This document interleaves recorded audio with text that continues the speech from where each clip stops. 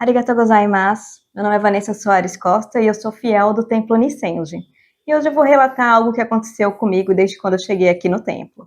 Em 2020, eu mudei sozinha para Presidente Prudente, por causa do meu trabalho. Minha família é de Florianópolis. Eu estava a mais de 800 quilômetros longe da minha família. Pouco tempo depois de chegar aqui, o meu corpo começou a dar sinais que alguma coisa estava errada. Passei meses indo a médicos, fazendo exames e ouvindo suspeitas que me apavoravam. Em algum momento, o câncer também estava sendo investigado como uma possibilidade. Eu atravessei tudo isso sozinha. Não contei para minha família enquanto eu não tinha um diagnóstico fechado, porque eu não queria preocupá-los tão longe. Ainda mais sem ter certeza do que era. Fui às consultas sozinha, recebi as notícias sozinha e chorei sozinha. Quando o diagnóstico chegou, ele veio triplo. Veio com uma doença autoimune rara chamada Síndrome de Sjögren, fibromialgia e desautonomia. 3 doenças que não aparecem no rosto, que não aparecem no corpo, que são completamente invisíveis para quem está de fora. E é exatamente aí que mora um dos maiores sofrimentos de quem vive com esse tipo de condição. Não é só a dor física, é o descrédito, é você estar no limite e ouvir que você está exagerando. É precisar provar que está doente para ser levado a sério. E esse sofrimento não é só meu, é de todo mundo que já ouviu. Ah, mas você está parecendo tão bem! Enquanto eu estava caindo aos pedaços por dentro. No ambiente onde eu vivia, aqui em Prudente, eu aprendi isso da forma mais difícil. As pessoas ao meu redor acharam que era preguiça, que era falta de vontade para fazer as coisas. Eu me senti um lixo, e aquilo foi criando dentro de mim um medo muito grande de falar para as pessoas sobre as minhas doenças. Aprendi que ser vulnerável tinha um preço muito alto, então eu parei de falar. Passei a esconder. Com o tempo, fui aprendendo a lidar com os diagnósticos. Fui me estabilizando, encontrando uma rotina e me reconhecendo novamente. Foi uma fase boa da minha vida, uma fase de equilíbrio, e que eu conheci o budismo e comecei a frequentar o templo. Mas o medo eu continuei trazendo comigo.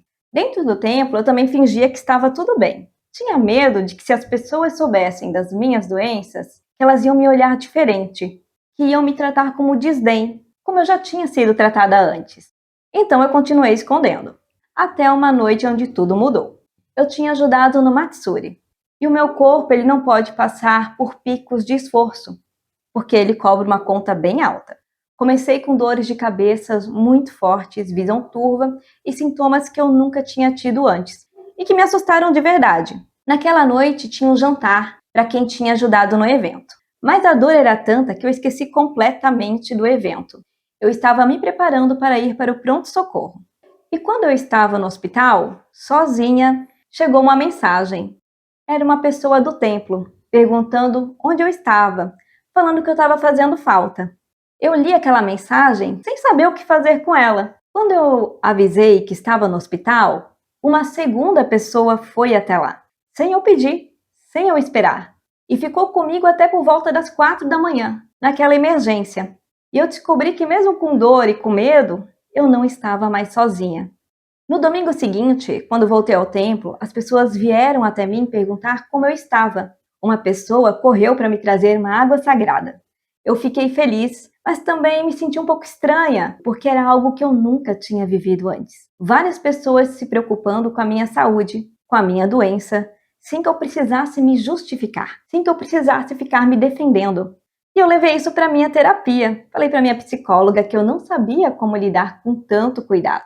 E ela me disse que as pessoas estavam simplesmente mostrando que se importavam comigo.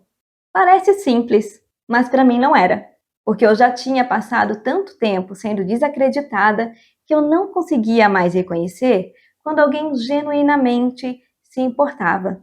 Depois daquela crise, meus médicos fecharam o quarto diagnóstico, uma enxaqueca com aura crônica, mais uma doença sem cura, que ele é muito ruim, mas pelo menos ele não foi o pior diagnóstico que estava se avaliando pelos meus médicos. Como eu tenho uma doença autoimune, se desconfiou que ela estava muito atacada. E graças às orações do templo e das pessoas que vieram aqui fazer um culto assistencial aqui em casa, foi um diagnóstico mais leve. A importância da oração foi muito grande.